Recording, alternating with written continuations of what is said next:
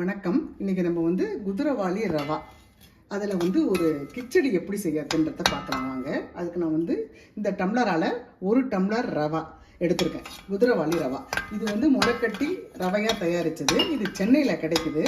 Millet ராணின்னு சொல்லிட்டு இந்திராணின்னு ஒரு madam யூடியூப்பில் சொல்லிட்டு இருப்பாங்க. அவங்க மில்லட்டை பற்றி மட்டும்தான் போடுவாங்க. அதை பார்த்து எங்களுக்கு ரொம்ப ஒரு சந்தோஷமாக இருந்தது. அவங்கக்கிட்ட கேட்குறப்ப அவங்க இந்த தொடர்பு கொள்றதுக்கு இந்த ஃபோன் நம்பரை கொடுத்தாங்க. அது மூலியமாக தான் நாங்கள் வாங்கினோம். நல்லா இருக்குது. அதனால் அந்த தகவலை உங்களுக்கு பகிர்ந்துக்கலான்னு தான் இப்போ நான் செய்து காமிக்கிறேன். 1 டம்ளர் ரவா எடுத்துருக்கிறேன். அதை முதல்ல கொஞ்சம் வறுத்துக்கலாம்.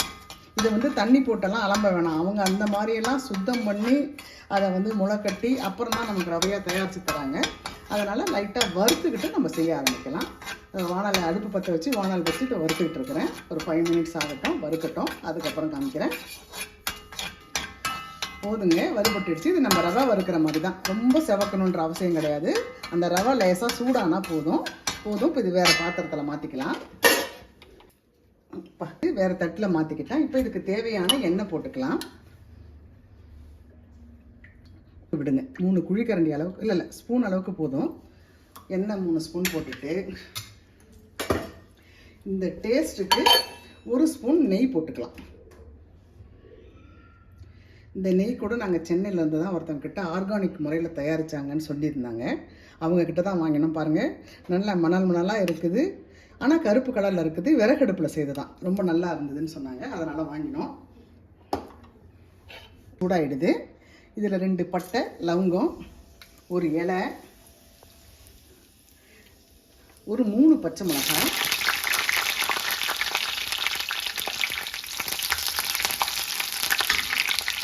ஒரு துண்டு இஞ்சி, கொஞ்சம் பூண்டு, ஒரு 10 பல் 15 பல் இருக்கும் பூண்டு.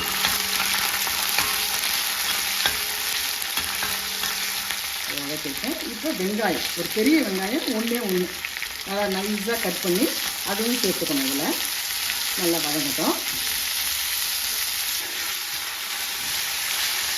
வெங்காயம் ரொம்ப ப்ரௌனிஷாக வதங்க தேவையில்லை.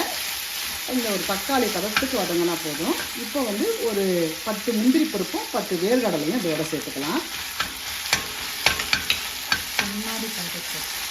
கண்ணாடி பதத்துக்கு வெங்காயம் வதங்கினா போதும். இப்போ தக்காளி, ஒரு சின்ன தக்காளி, ஒரு தக்காளி அதையும் சேர்த்துக்கலாம்.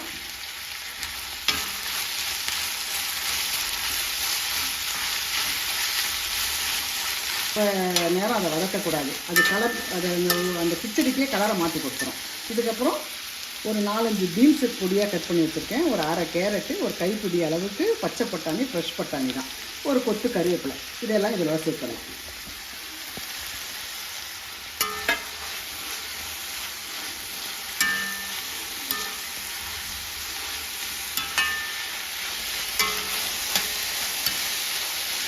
நல்லா வதங்கிடுது.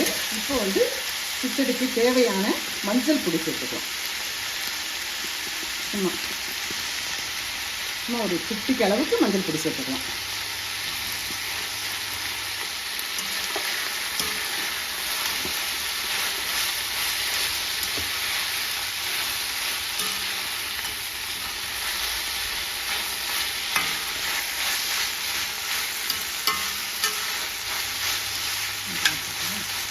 இப்போ 1 டம்ளர் ரவைக்கு நம்ம மாமூல் ரவைக்கு வைக்கிற அளவுக்கு தண்ணி வச்சா போதும். 1 டம்ளருக்கு நம்ம 2 டம்ளர் தண்ணி சேர்த்துக்கலாம். ரொம்ப பொலன்னு வேணும்னா நீங்கள் 1.5 டம்ளர் கூட வச்சுக்கலாம். ஆனால் நான் 2 டம்ளர் வைக்கிறேன். எங்கள் வீட்டில் கொஞ்சம் அது தண்ணி மாதிரி இருந்தால் தான் பிடிக்கும் எல்லாருக்கும். 2 டம்ளர் தண்ணி, தேவையான உப்பு.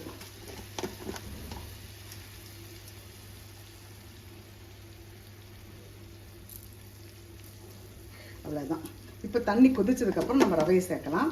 இப்போ இந்த வெங்கல பாத்திரத்தில் செய்யறதுனால இதில் எல்லாமே செய்யலாம். நீங்கள் புளிப்பு போட்டு எல்லாமே செய்யலாம். ஆனால் ஒன்று, செய்து முடிச்சதுக்கப்புறம் வேறு பாத்திரத்தில் மாற்றிடணும். ஸ்வீட் செய்தால் மட்டும் அப்படியே வச்சுருக்கலாம். மற்றபடி நம்ம எது செய்தாலும் உடனே ஒரு 10 நிமிஷத்தில் வேறு பாத்திரத்தில் மாற்றிடணும். பித்தளைன்னா உடனே மாற்றணும். வெங்கலன்னா ஒரு 10 நிமிஷம் விடலாம். தண்ணி கொதிக்கட்டும். ரவையை சேர்க்குறப்ப காமிக்கிறேன். இந்த குதிரைவாலி ரவா நாங்கள் இந்த பிராண்டில் தான் வாங்கினோம். குட்னஸ் ஃபார்ம்னு சொல்லிட்டு சென்னையிலேருந்து வந்தது. இது தேவைப்பட்டு வாங்க விரும்புகிறவங்க என்னை கேட்டிங்கன்னா நான் ஃபோன் நம்பர் கொடுக்குறேன். நான் இது ரொம்ப நல்லா இருக்குது. இதில் குதிரைவாளியும் வாங்கினோம், குதிரைவாளி ரவா, வரகரிசி எல்லாமே மில்லட்டில் எல்லாமே கிடச்சிது. அதாவது குதிரைவாளி அவல் கூட வாங்கினோம். அது வந்து இட்லிக்கு குதிரைவாளியில் இட்லி செய்கிறச்சா அதை சேர்த்துக்கலாம். ரொம்ப நல்லா இருந்தது.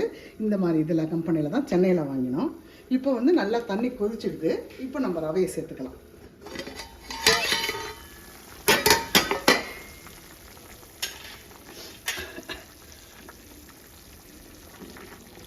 ரவையை சேர்த்துக்கலாம்.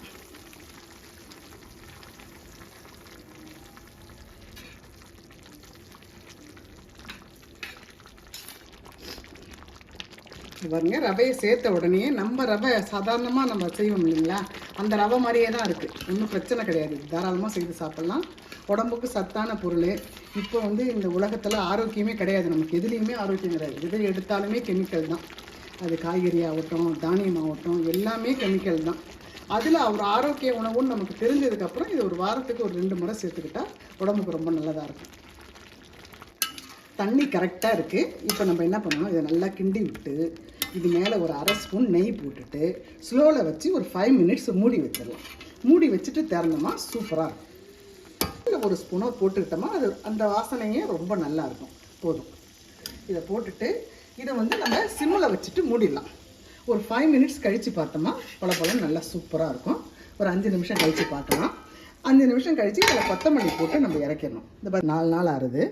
டெப்பர்வேர் பாக்ஸு இந்த அடியை கட் பண்ணிவிட்டு அலம்பக்கூடாது. கொத்தமல்லியை தண்ணியில் போட்டுட்டோமா அது கண்டிப்பாக அது அழுகி போயிடும். அவங்களே ஃப்ரெஷ்ஷாக தான் கொடுத்துருக்காங்க. எங்கேம்மா வாங்கினோம்? அக்ஷய கல்பான்ற இடத்துல வாங்கினோம். சூப்பராக இருக்கும். இங்கே பாருங்கள், ஒரு கொத்தமல்லி கூட வாடலை, வதங்கலை, அழுகலை, நல்லா இருக்குது. இது வந்து ஆர்கானிக் தான் சொல்கிறாங்க, நம்புகிறோம், அவ்வளோதான். எல்லா இடத்துலையுமே இப்போ வந்து மருந்து தான், கலப்படம் தான். நல்லதாக எங்கே கிடைக்குதோ அங்கே தேடி பிடிச்சி வாங்கி சாப்பிட்டு நம்ம உடல் ஆரோக்கியத்தை பார்த்துக்கணும். இந்த கொத்தமல்லியை போட்டு இறக்கணும். அதுக்கப்புறம் இதுக்கு சைடிஷ்ஷாக வந்து சும்மா கொஞ்சமாக தேங்காய், பொட்டுக்கடலை, 3 முந்திரி பருப்பு, 2 பச்சை மிளகா, ஒரு துண்டு இஞ்சி வச்சு ஒரு சட்னி அரைச்சிக்கலாம். இது ரெடி ஆனதுக்கப்புறம் உங்களுக்கு காமிக்கிறேன். இதுக்கு கொஞ்சம் தேங்காய் சட்னி நம்ம சைடிஷ்ஷாக அரைச்சிட்டோம். இதுக்கு ஒரு 3 முந்திரி பருப்பு வச்சதுனால இந்த தேங்காய் சட்னி வந்து வெள்ளையாக ரொம்ப அழகாக இருக்கும். பார்க்க பார்வைக்கும் டேஸ்ட்டாக இருக்கும். இது ஒரு 5 மினிட்ஸ் ஆகிடுச்சு. இப்போ நம்ம திறந்து பார்க்கலாம். சூப்பராக இருக்குங்க. ரொம்ப அருமையாக வந்திருக்கு பாருங்கள். அப்படி பல இருக்கு பாருங்கள். கிச்சடி குதிரைவாளி ரவா கிச்சடி அருமையாக வந்திருக்கு. எல்லோரும் ட்ரை பண்ணி பாருங்கள். ரொம்ப டேஸ்ட்டாகவும் இருக்கும். இது உடம்புக்கும் ஆரோக்கியம். இதில் நம்ம வந்து தேவையில்லாத எந்த ஒரு பொருளுமே சேர்க்கலை. வெங்காயம், பூண்டு, இஞ்சி எல்லாமே உடல் ஆரோக்கியமானது தான். அவ்வளோதான், முடிஞ்சு போச்சு. இதில் தண்ணி மட்டும் கொஞ்சம் பார்த்து வச்சுக்கோங்க. 2 டம்ளர்ன்றது 3 டம்ளர் கூட வச்சுக்கலாம். அப்படி வச்சிங்கன்னா இப்படி வரும். 2 டம்ளர் வச்சிங்கன்னா பொலன்னு இருக்கும். அவ்வளோதான். இதை உங்களுக்கு எப்படி சர்வ் பண்ணிவிட்டு உங்களுக்கு எப்படி வைக்கிறதுன்னு காமிக்கிறேன். இது பார்த்தீங்களா? இப்போ வந்து நம்ம கொத்தமல்லியை சேர்த்துக்கலாம். கொத்தமல்லி போட்டுட்டு ரொம்ப குக் பண்ணக்கூடாது. கொத்தமல்லியை போட்டுட்டு சும்மா ஒரே ஒரு கிண்டுட்டு அடுப்பு ஆஃப் பண்ணிடலாம். அவ்வளோதான், முடிஞ்சிருச்சு. குதிரைவாளி ரவா கிச்சடி அருமையாக செய்துட்டோம். ஒரு 10 நிமிஷம் தான். இதெல்லாம் ரெடி பண்ணிவிட்டு அடுப்புக்கிட்ட வந்தோம். 10 நிமிஷம் தான். சூப்பராக இருக்கும். இது ரவா உப்புமா பிடிக்காதவங்களுக்கு இதை செய்து கொடுங்க, அருமையாக சாப்பிடுவாங்க. கிச்சடி ரெடி ஆகிடுது. அனைவரும் ட்ரை பண்ணி பாருங்கள். ரொம்ப டேஸ்ட்டாக இருக்கும். உடலுக்கு ரொம்ப ஆரோக்கியமானது. ஒரு வாரத்தில் ஒரு 2 வேளை உணவாவது நம்ம சிறுதானியத்தில் எடுத்துக்கிட்டோமா அது நம்ம உடலுக்கு ரொம்ப ஆரோக்கியம். இந்த கெமிக்கல் நிறைஞ்ச உலகத்தில் நம்ம எது நல்லதுன்னு தேடி கண்டுபிடிச்சி நம்ம சாப்பிட நம்மளை மாற்றிக்கணும். எனக்கு அதுதான் பிடிக்கும், இதுதான் பிடிக்கும்னு இல்லாத நல்ல உணவுகளை எடுத்துக்க நம்ம மக்கள் எல்லாரும் முன் வரணும். அனைவருக்கும் நன்றி, வணக்கம். அனைவரும் எங்கள் சேனலை லைக் பண்ணுங்கள், ஷேர் பண்ணுங்கள், கமெண்ட் பண்ணுங்கள், சப்ஸ்கிரைப் பண்ணுங்கள். பக்கத்தில் இருக்க பெல் ஐக்கானை ப்ரெஸ் பண்ணுங்கள். தேங்க்யூ.